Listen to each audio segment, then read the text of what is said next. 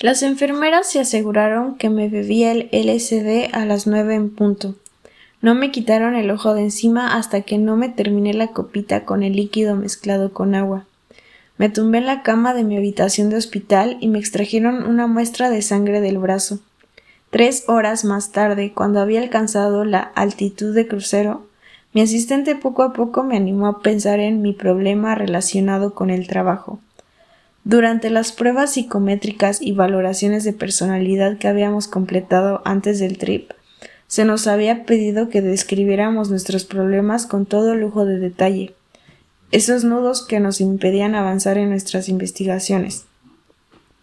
Quizá, si se mojaba con LSD, esos nudos se desharían. Todas mis preguntas versaban sobre hongos y me consoló saber que el LSD inicialmente se extraía de un hongo que vive en plantas de cultivo, una solución fúngica que acabaría con mis problemas con los hongos. ¿Qué pasaría? Quería aprovechar mi experimento con LSD para pensar también en profundidad sobre las vidas de las flores azules, Boira, y sus relaciones con los hongos. ¿Cómo pueden vivir sin fotosíntesis? Casi todas las plantas absorben minerales de las redes de hongos micorrízicos en el suelo para poder vivir, y así lo hacían las boiras, a juzgar por el matojo de hongos que se enredaba en sus raíces. Pero sin fotosíntesis, las boiras no podían producir los azúcares y lípidos ricos en energía que necesitaban para crecer. ¿De dónde sacaban la energía?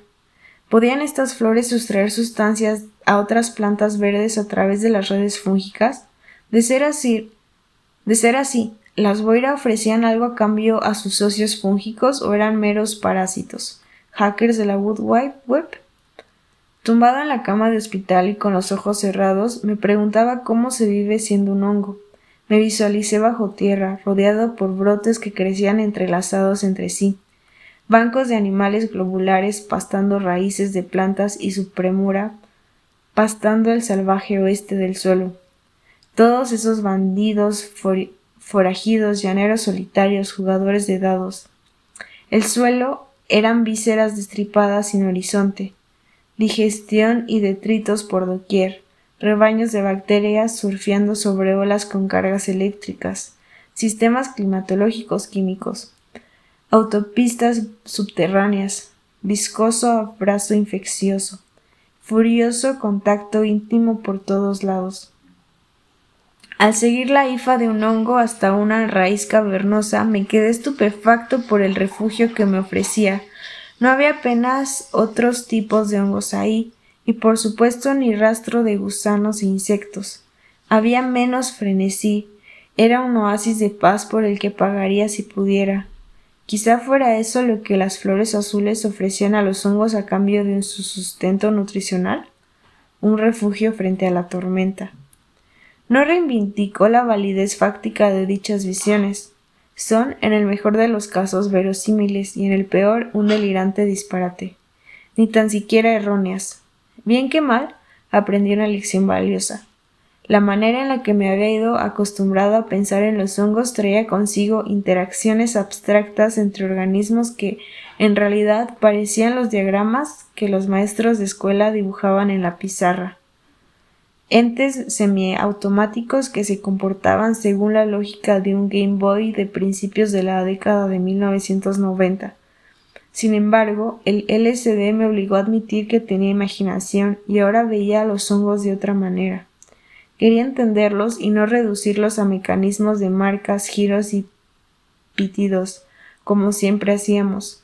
Más bien quería dejar que estos organismos me sacaran de mis oxidados patrones de pensamiento, imaginar las posibilidades a las que se enfrentan, dejarles que me empujaran contra el límite de mi entendimiento, darme permiso para dejarme sorprender y confundir por sus vidas enmarañadas. Los hongos habitan en mundos enredados. Innumerables hilos atraviesan estos laberintos. He seguido todos los que he podido, pero hay grietas por las que no he podido meter por mucho que lo quiera. Pero hay grietas por las que no me he podido meter por mucho que lo intentara. Pese a estar tan cerca, los hongos son desconcertantes. Sus posibilidades son muy otras.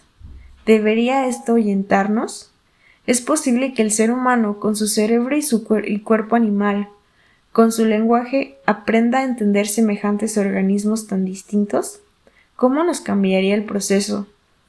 Siendo optimista, he pensado en este libro como un retrato de esta rama desatendida del árbol de la vida, pero es más complicado que eso. Es un relato de mi viaje hacia la comprensión de las vidas de los hongos, pero también de la huella que estos han dejado en mí y en quienes he conocido por el camino, seres humanos y demás. ¿Qué voy a hacer con la noche y el día, con esta vida y esta muerte?, escribe el poeta Robert Brinswood. Cada paso, cada exhalación rueda como un huevo hacia el filo de esta cuestión. Los hongos nos hacen rodar hacia el filo de muchas cuestiones.